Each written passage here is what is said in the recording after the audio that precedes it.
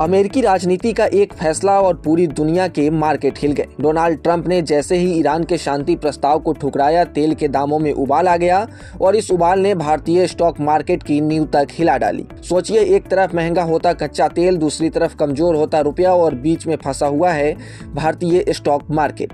Straight of Hormuz पर बढ़ते तनाव ने डर को और गहरा कर दिया है, क्योंकि यहीं से दुनिया के करीब 20% तेल की सप्लाई गुजरती है। जैसे ही यहाँ अनिश्चितता बढ़ती है, ग्लोबल मार्केट में घबराहट दिखना तय है। अब बात करेंगे कि मार्केट का क्या होगा, गिरावट कब तक जारी रहेगी, बताएंगे सब कुछ। उससे पहले क्रूड में उबाल की हालिया कहानी समझ लेते हैं। तो ट्रंप ने साफ संकेत दिया कि ईरान के साथ सीज फायर फिलहाल लाइफ सपोर्ट पर है।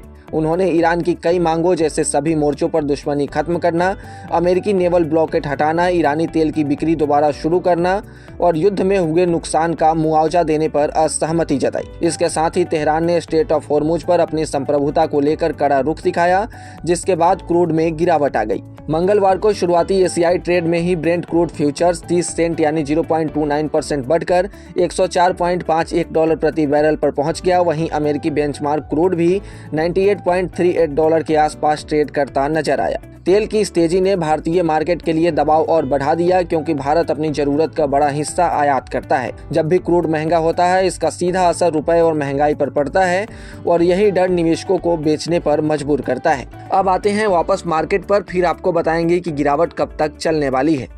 तो मार्केट की चाल फिलहाल कमजोर नजर आ रही है। आज भी बाजार में गिरावट के संकेत मिल रहे हैं और शुरुआती तौर पर निफ्टी 50 में कमजोरी दिख सकती है। अगर ग्लोबल संकेतों की बात करें तो अमेरिकी बाजार में कल हल्की बढ़त देखने को मिली थी, जो थोड़ा सपोर्ट दे सकती है। वहीं एशियाई बाजारों पर नजर डालें तो निक्केई और कोस्पी लगभग फ्लैट कारोबार कर रहे हैं, जबकि संघाई में भी खास हलचल नहीं है। इन संकेतों के आधार पर देखा जाए तो भारतीय मार्केट में फ्लैट ओपनिंग की उम्मीद की जा सकती है, लेकिन गिफ्ट निफ्टी में गिरावट इस बात का इशारा कर रही है कि दिन की शुरुआत दबाव के साथ हो सकती है। अब सबसे बड़ा सवाल यही है कि यह गिरावट कब तक जारी रहेगी। एक्सपर्ट्स का मानना है कि जब तक क्रूड ऑयल की कीमतों में स्थिरता नहीं आती और स्ट्रेट ऑफ हॉर्मुज से जुड़े जियोपॉलिटिकल तनाव कम नहीं होते, तब तक मार्केट में उतार चढ़ाव बना रह सकता है। अगर ब्रेंट क्रूड $100 प्रति बैरल के ऊपर बना रहता है तो भारतीय बाजार पर दबाव जारी रह सकता है। हालांकि कुछ विशेषज्ञ यह भी मानते हैं कि यह गिरावट लॉन्ग टर्म निवेशकों के लिए अवसर बन सकती है।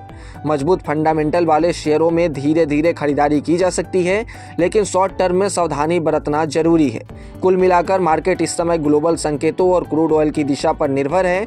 निवेशकों को फिलहाल जल्दबाजी से बचते हुए खबरों और डेटा पर नजर बनाए रखनी चाहिए, क्योंकि आने वाले कुछ दिन मार्केट की दिशा तय करने में बेहद अहम साबित हो सकते हैं। आपको क्या लगता है, मार्केट में गिरावट कब तक जारी रह सकती है? कमेंट सेक्शन में जरूर बताएं और ऐसे ही तमाम अपडेट्स और शेयर मार्केट से जुड़ी तमाम जानकारी के लिए बने रहें गुड रिटर्न्स डिजिटल के साथ।